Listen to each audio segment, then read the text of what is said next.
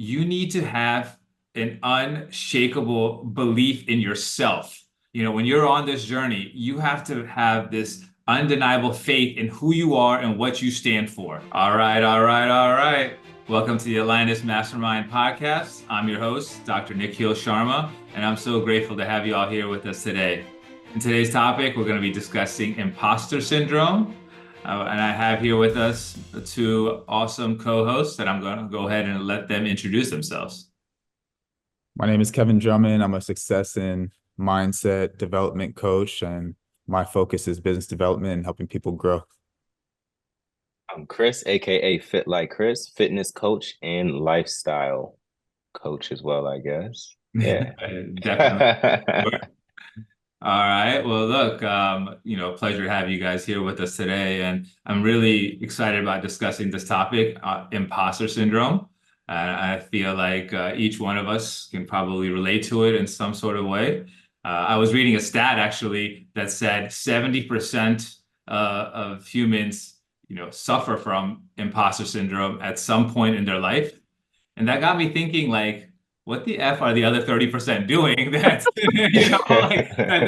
that they don't have to worry about imposter syndrome, that's never happened to them before. It's really, really impressive, right? And It could be twofold. It could be it could be. twofold. It could be. It could be. But I think it's important for us to recognize that it is a pattern that many of us do encounter. And for those that don't know what imposter syndrome is basically, despite having achievements and evidence of success, you still feel like a fraud.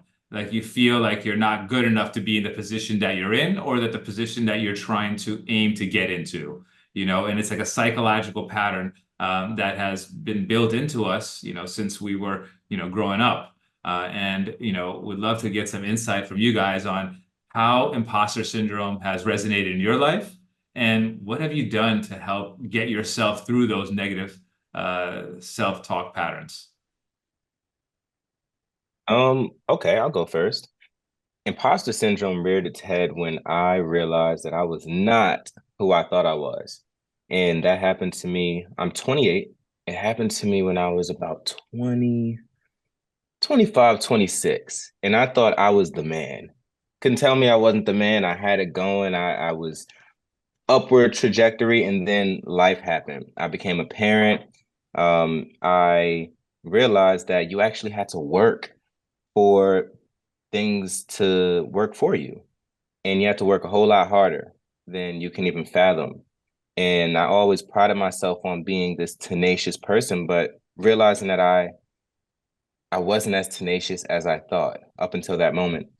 I remember one day, I'll like spare the details, but I had a really, really tough week, and I had my son with me, and um, I was driving, and it was super nice out that day, and I was going to take him to the park, and I had to just take a detour. Went to my mom's house. I dropped my son and my car off because I wasn't right. Again, realizing that I wasn't as tenacious as I thought I was, and I walked home, and the walk was about five miles. Walking, just crying the entire way, and that was to this day the toughest day of my life. I don't really know what triggered it or made me realize, oh man, like I'm really not who I say I am. But I remember on that walk asking myself, okay, if I'm gonna live beyond today, I need to do things differently. And yeah, I'll leave it there, and we'll talk about, resolutions toward the end. But yeah, Sure. that's how it hit me.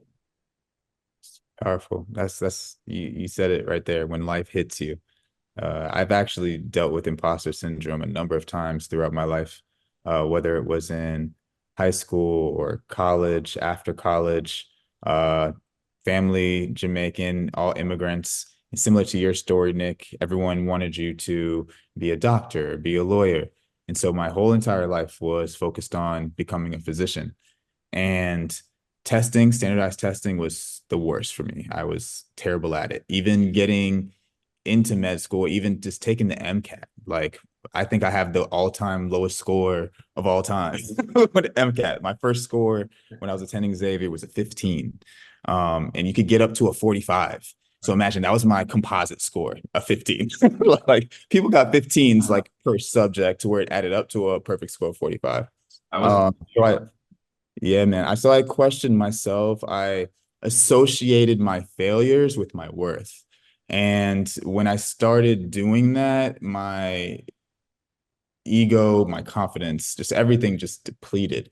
And I think that was kind of like that first step for me was me being able to dissociate Kevin the person and Kevin that does these different things, like Kevin the student or Kevin that's working on becoming a physician. Being able to analyze my character strengths, my morals as something of greater value and completely separate than who I was being identified as. Because when you become the things and the accolades, when the things go away and the accolades go away, or the things don't come or the accolades don't come, who are you? So that was my kind of first experience with imposter syndrome.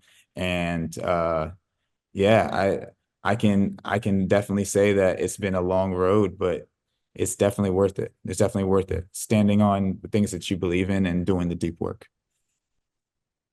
Yeah, I can certainly resonate with what you're saying exactly, Kevin. I know for me, imposter syndrome started, when I was on this track of becoming a physician, and during college, it wasn't my best years when it comes to academics. I was highly distracted. I didn't have a good structure, so I ended up graduating college with a 2.7, and so that took me away from being able to get into U.S. medical schools, and so I made my way down to the Caribbean. And then when I was down in the Caribbean, I, excelled real well. I became a TA in anatomy for multiple semesters.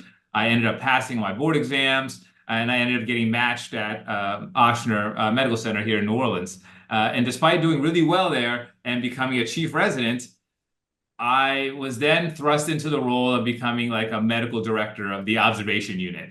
And I remember like being in the meetings with all these highly accomplished physicians. I'm talking about physicians who have trained at like West Point, have trained at Harvard, Yale, top-notch institutions, and who've got a wealth of experience, going over, how their unit is running.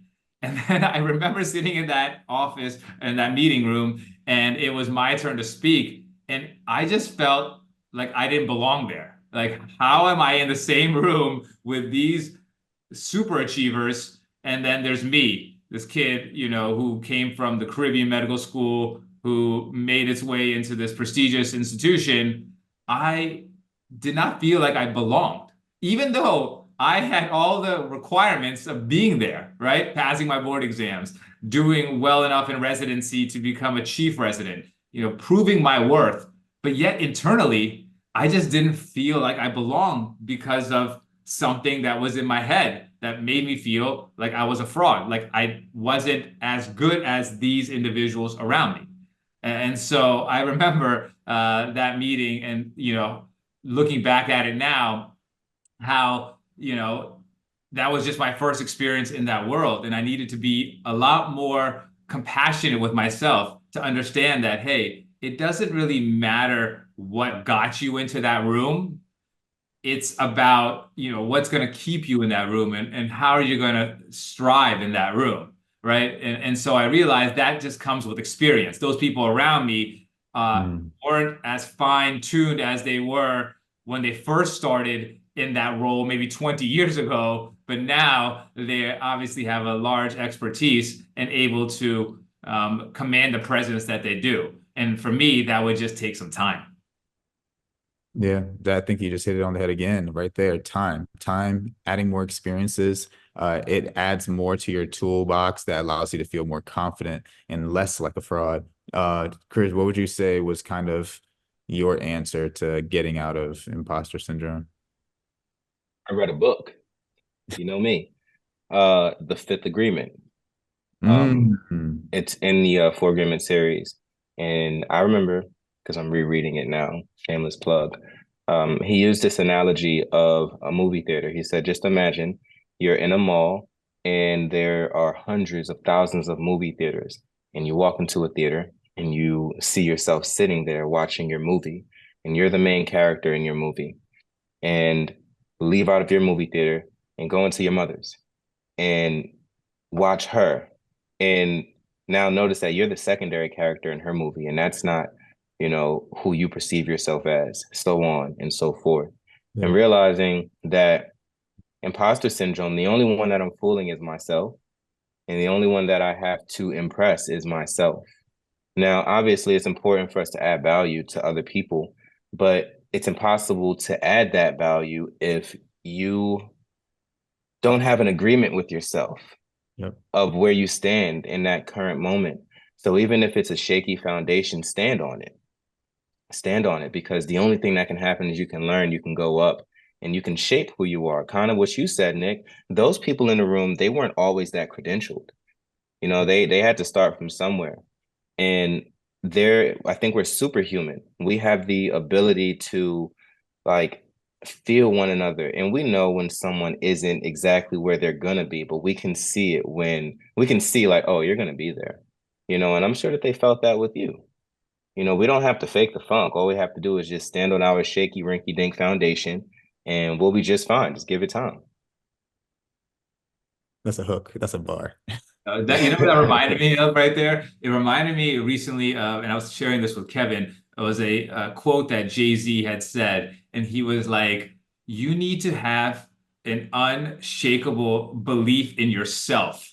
When you're on this journey, you have to have this undeniable faith in who you are and what you stand for. It doesn't matter how much experience you have. It really just matters about how much do you believe in yourself, because nobody else really understands who you are and what your vision is except yourself. So when you're saying that, it really resonated with us being able to understand that this whole thing is a process, it's a journey, and that what's helped me to better remove myself from imposter syndrome is not comparing myself to others, right? Because what we're seeing in, whether it's on social media, whether it's on TV, or whether it's in your own meeting rooms, is people who have been in the game much longer than you have, and so it's natural that they're going to have a certain confidence to them, that they're going to have a certain aura, charisma, and confidence to discuss what they're discussing, right? And so you have to realize that for you, it's going to come with time. It's going to come with experience, right? And so I think once I realized that we're all on our own journey and everyone's on a little bit of a different playing field at times,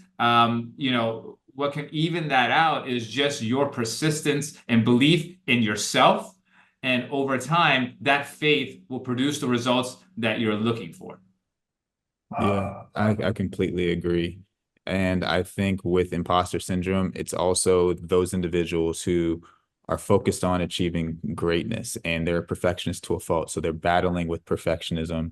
So what is this view of who I'm striving to be in my head? It might be completely different than everyone else's. So a lot of times it's, taking a step back and taking action, being consistent, like Nick said, and looking at the consistent action over a long period of time, and then looking back from where you are and saying, wow, look at the progress, instead of trying to create this facade that you created in your mind. Yeah, I agree. You also hit it on the head when you talk about perfectionism, because I felt a lack of belonging, or felt like I belonged. How I compensated was every time they needed me to do an extra shift or pick up a week-long shift in the ER, I would always raise my hand and be like, I got it. I got it. I can do it. I said yes to everything, because I wanted to prove myself to them that I'm worthy of being in this room with everybody else. And for me, that meant seeing more patients, and that meant being a team player. And eventually that led to, me burning out, right? So this imposter syndrome can become very dangerous because, if you don't feel like you belong, you're going to be constantly trying to overcompensate, because one of the things that we do have is perfectionism. And it's about becoming aware of that fact that we want to strive to be perfect, which we can't be, and which we shouldn't strive for that level of perfection, because it can cause some detrimental effects. Yes, we should strive to making our work feel like it's good for us, right? Like we feel accomplished by it, but we shouldn't be nitty gritty about each detail and get to this whole perfectionist outcome, because that will never occur, and that will just lead to your downfall.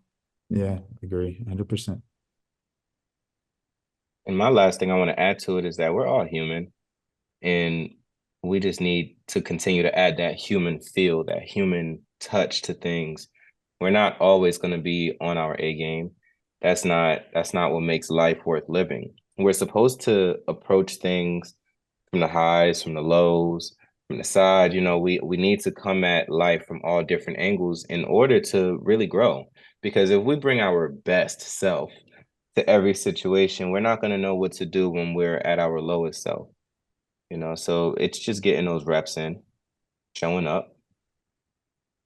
Yeah, I agree. And that it's what I'm kind of going through right now and dealing with right now is now I'm going from, being a physician and then trying to become an entrepreneur, which is something that we are not taught, at least in medical school. I didn't go to business school. So this transition has, again, brought all that imposter syndrome right back to me. Once I thought I cleared it in the medical world, I'm now re-experiencing it because why should a doctor become a successful tech entrepreneur? How many of them have actually done that, right? These are the thoughts that start coming to my mind, right? Especially when you're making a transition, which isn't easy and it's filled with a lot of doubt, where we can't control all the outcomes despite us wanting to, right? And so what I'm having to go through right now is, those thoughts, but then it's about becoming aware of those thoughts that, hey, that's an imposter syndrome thought, Nick. Like, just be easy on yourself. Take it Yeah. day by day. Be in the moment. Don't think too far because that can cause a lot of anxiety, right? It's about bringing that back to the present. Do you think that Mark Zuckerberg or Elon Musk were some great entrepreneurs when they first started their mission or their passion, right? No, they weren't. But what they did have was a passion for what they were trying to accomplish. And everybody around them felt that passion. And so, because they felt that passion, they were more compelled to help them in their journey, right? So, remember, when you're trying to accomplish something, you don't have to do that alone. You just have to have passion that's aligned with what you're trying to do. And then you'll see your resources start appearing in front of you and supporting you on your journey. Agreed. Facts. Yeah, that's a great way to end. Love All it. right. Well, look, that was a great conversation about imposter syndrome today, guys. Like always, love having these talks with you all. Really, really blessed, really, really grateful. Hopefully, everybody out there that's listening is also enjoying these conversations. We'll have many, many more in the upcoming weeks. So until next week, peace.